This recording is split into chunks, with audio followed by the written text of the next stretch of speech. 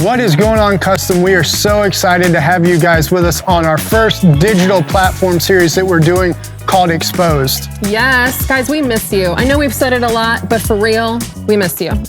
We are so excited, and in this series, we're going to talk a little bit more and expose the things that take us away from what God has for us. And so we're going to talk a little bit more about that in this series, and Pastor Brian is going to speak this week. Yes, Pastor Brian has a word for us on idols in our life, things that keep us from the Lord, things that have our attention that shouldn't. So let's all pay attention and hear Pastor Brian. But before that, we're going to worship. Guys, in the chat, talk about the song, talk about what you're going through. We want to build a community. I know we're far apart, but we want you to feel like we're here for you. Connect with your peers. There are other students who may be going through the same thing you are, and this is a great way to interact. So let's just take a minute and worship, and then we'll hear from Pastor Brian.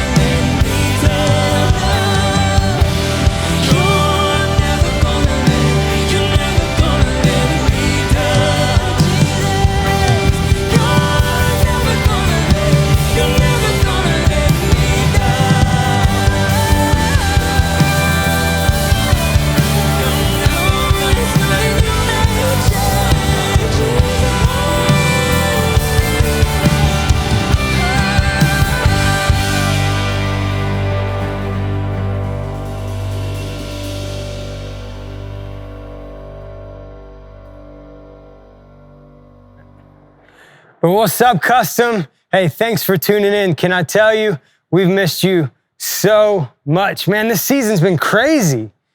And man, will it ever end is the question. I mean, the moment we think quarantine's over, just it's like, hold up, wait a minute. But here, I have a question for you.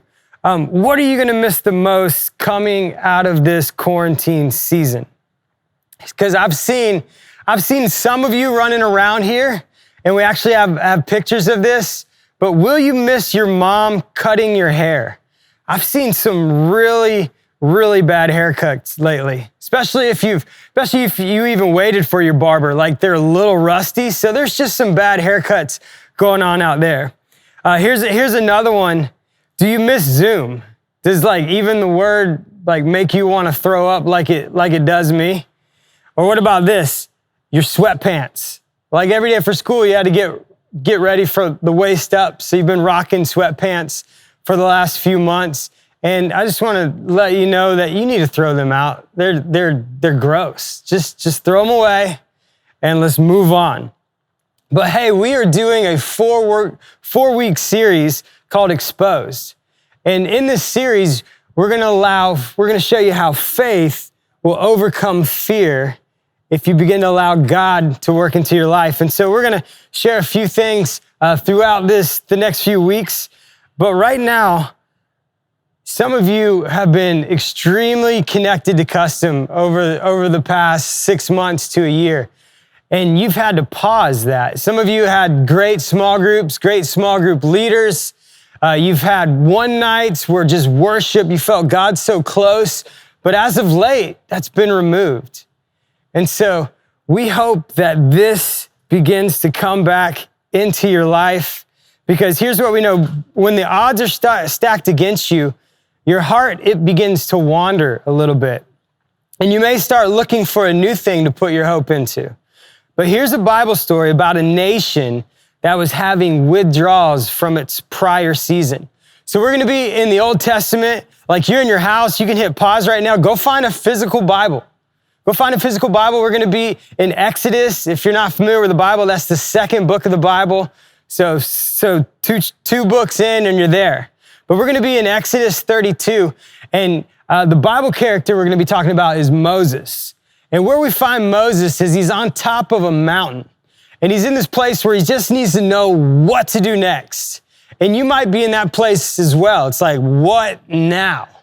What am I supposed to do now? And here's what Moses is asking God. He's like, where do we go? Like here is the task that Moses was given. He was given the task to take a whole nation out of Egypt and bring it back to Israel. So the Israelites, they're trapped in slavery, and Moses, his whole goal is to take them out of slavery and bring them back to Israel. Now, that doesn't sound too bad, but 2.5 million people, that's crazy. And so he's at this place where he's gotten them out of Egypt, and there's so many stories that are tied to that, but he's gotten them out of Egypt. He's in Israel, and he's in this place where he doesn't know where to go next. And he's showing a nation that they can trust the God that he trusts. And so they're in this place where they don't know where to go every day. So God shows up in a cloud. So they don't know which direction to go. So God sends them a cloud. So they're actually following a cloud during the day. And at night, they like to travel at night because it gets hot. And so they have a pillar of fire that guides their way at night. And so bizarre things are happening. The miraculous is happening. And God's showing the Israelites, hey, you can trust me. Hey, I'm with you. Supernatural things are going on. And not only that, but he feeds them. So there's this thing called manna that he just places all over the ground for the Israelites just to go and find their breakfast. So in modern context, that's like a 12-piece nugget on the ground, just there. You don't have to go to Chick-fil-A. You don't have to put a mobile order in. It's just right there. It's like, Cookout? Like Cookout is everywhere with shakes, and they don't even use sides. They use entrees for sides. Those are everywhere. And just bizarre things are happening. God's feeding his children, but he's teaching them this. Hey, you can trust me. And so Moses is on top of a mountain. He's talking to God. Where are you? What's next? And the people, they begin to talk.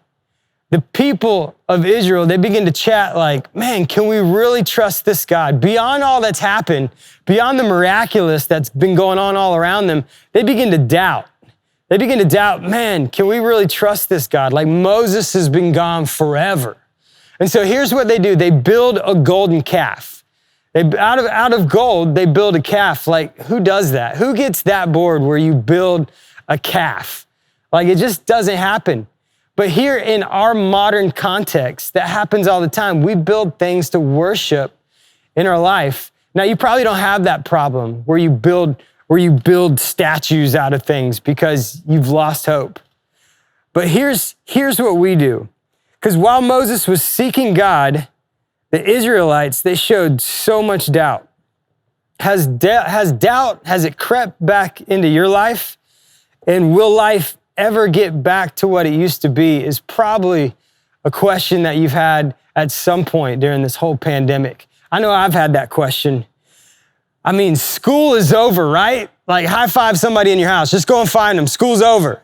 Like high five them. But lots of you almost lost your mind. Like YouTube, that became your teacher, right? Like your parents were like lost. They didn't know how to teach you. You're doing things that they didn't do or that they don't even remember how to do. And so you're watching YouTube. That's your new teacher. You have, homework to do and Zoom calls. I don't know what it is about a Zoom call, but everything sounds better than jumping on a Zoom call.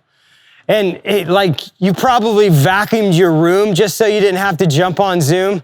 Like everything sounds better than actually doing that. And your parents were complex in that moment. It's like, do I get them to quit vacuuming the room or do I make them get on the Zoom call? Because they're just blown away. You're actually doing something. And so you're in this place where you finally got through school and you made it.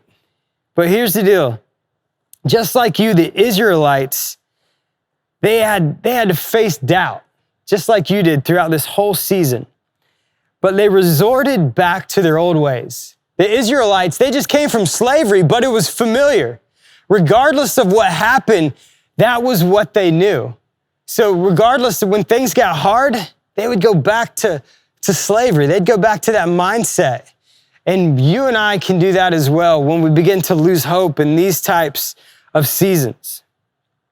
What we call it today in modern society, we don't have golden calves that we praise. And back then they did that because they worshiped other gods. When they lost hope, they just decided to worship another god. And here's what an idol is. This is what, in modern society, this is what an idol looks like. It's an image used as an object of worship. So it's a false god. In isolation, which we've all been as of recently, how is your time spent? How's your thinking doing? Have you slipped into old habits? How are you treating your parents? How are you treating your brothers and sisters? Like some of you should hit pause right now and just go tell them you're sorry, because I think our family's seen our worst side of us during this season. But the Israelites, they lost hope just like you and I did throughout this season. When I moved here to Charleston about 19 years ago, I skateboarded all the time, but I moved here and there was waves. I picked up surfing. Like the waves felt way better than falling on concrete. Like I'm jumping down steps. Like this falling in water felt way better. So I picked up surfing, and that's cool. God made me like that. He made me to like these sports, but they became an idol in my life. They became addictive. Like I was always spending my money on new surfboards, new wetsuits. I was going on trips. Like it ruled my life. I loved it, but it ruled my life. And see, I was just a college kid. I was just learning what it looks like to follow God. And what I began to learn was that surfing was an idol. That surfing was an idol because I put it in a place that it wasn't meant for. And that was a place of worship. Man, if there were waves and I was supposed to be at church, and I'd go surf. If there was work, if I was supposed to be on the job, but there was waves, I'd go there. It was an idol in my life. I was addicted. And man, I had to put surfing down for a while So when God put it back in my hands, I was able to handle it. And, you know, when you have idols in your life, they steal from you. That's what they do. They steal your worship. And so how do you expose and destroy idols in your life? Here's the first way. You have to recognize that it's even an idol. What in your life, think about this, what in your life is stealing from your relationship with God? For it says this in Matthew 6:21. Are you tracking? Here we go. For where your treasure is, there your heart will be also. So wherever your treasure is, that's where your heart is, according to Matthew. Like relationships. Some of you, you're in love. You think you're in love. Like you think like, if I could just get the girl, if she would just notice me, like I changed my shirt yesterday. I wish she would just notice me. Or if I could just get the right guy, life would be better. In relationships, you know, some of you might have acquired some relationships during this quarantine when you weren't with your small group and you got some bad habits and you got some bad relationships going on. Or you have video games, and some of middle schoolers, you probably just started listening again because I said video games. Man, these things are cool. You can blow stuff up. Man, you can get on with your friends. You know, you can make millions of dollars playing video games now. It's crazy. But man, they will steal from you if you allow it. Another one, and here's a big one, it's a prideful one, it's your opinion. People can't tell you anything. You never listen, you're always talking. You really hold your opinion really high. And that can be an idol in your life. Another one, and I say this empathetically, is appearance. If some of you hate how you look. And that is the biggest lie of your life, and it is stealing from you. You hate looking in the mirror, and your appearance, how you feel about your appearance, is actually become an idol in your life because it's lying and stealing from you. Your time, that's the biggest one. How you spend your time is huge when it comes to idols. It actually says this in Ephesians 5, and you're going to hear a lot of these verses throughout our series. This is our main verse, and it's Ephesians 5:11 through 14. And it says, don't participate in the things that other people do. For once you were full of darkness, but now you have light from the Lord. So live as people of light. For this light within you produces only what is good and right and true. Man, that's so true. The light within you, if you've decided to follow Christ, you have light inside of you. And it will actually expose the idols of your life. So the first thing you can do to begin to expose and destroy the idols in your life is to recognize them. The second thing you can do is to connect. This whole story, Exodus 32, Moses was on the mountain connecting with God because he didn't know his next step. And here's my question to you, what's your next? We're coming out of the season slowly, but what's your next? There's so much that God is saying and speaking in this time that if we don't allow him to actually tell us what he's doing, we're going to miss so much. So we have to learn to connect. And some of you, a lot of you are in a great small group, but it's been a while. Maybe your small group leader has texted you haven't texted them back, you've been ghosting them. Like, that breaks our heart. So text them back. But you're going to have to fight to connect back with your small group. It's going to be a fight because you've spent a season in isolation. It's a fight worth fighting. Here's another way to connect is be honest with your small group leader with how you're doing. Now, if you're not honest, they have no idea how to help you, and they're there to help you. So connect with your small group leader and be honest. Here's a big one for me, seek nature. Man, I love nature. Like I'm able to disconnect. You know, the beach is open. You know, go take a walk. Go a trail, down a sidewalk. Take the AirPods out, remove the noise, and just start listening to God. Maybe just start sharing what's on your heart. And man, you're going to feel peace that comes over you because we need to connect, to begin to highlight and expose the idols in our life. And here's the third way to expose and destroy idols. It's blow it up. You got to blow it up. Now, I don't mean get dynamite, because I don't think you can get that off of Amazon, but you can maybe meet up with your small group. This would be a fun thing to do. Get a metal trash can and take some idols that are in your life and actually burn them down. Like if you're struggling with your phone, like don't burn up your iPhone 11. Don't do that. Like you're probably not going to get another one. But you can maybe draw a picture of one. You can throw it in and just catch that thing on fire. Whatever it is in your life, man, blow it up. If it's causing things to destroy your life, blow it up. There's apps that you probably need to get rid of. There's games that you might need to get rid of. There's contacts in your phone that you might need to get rid of. Blow them up. Have a burn party with your small group. But these are ways that are going to expose the dark things in your life, the idols in your life. And God wants to meet you in those places. So you have to fight for connection through this season. You have to fight to begin to recognize, God, where am I going back to what I used to know, just like the Israelites did? Where am I trying to find hope in dead places? Amen.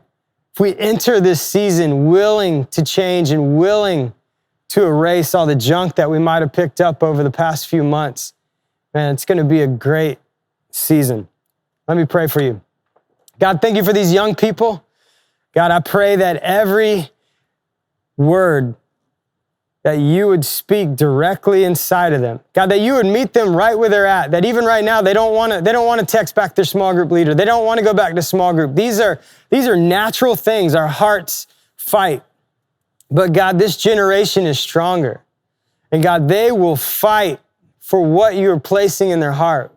I just speak that into their life in Jesus' name. And every custom student said, amen. What an amazing message by Pastor Brian, talking about the things that we can expose in order to grow our relationship with Christ. One of the greatest ways for you to be able to expose those things is to be a part of a group. And we have opportunities for you. One of the things that you can do is very simple, is text groups to the number 320, because a small group is where you can truly be yourself, open up, and expose those things and grow in your relationship with Christ. Yeah, absolutely. Guys, groups are so important. So if you're not in a group, we really encourage you. It can be scary when you don't know anyone, but that could be the best step of faith you ever do. You can meet people who walk with you through years and years from now. So we really encourage you to do that.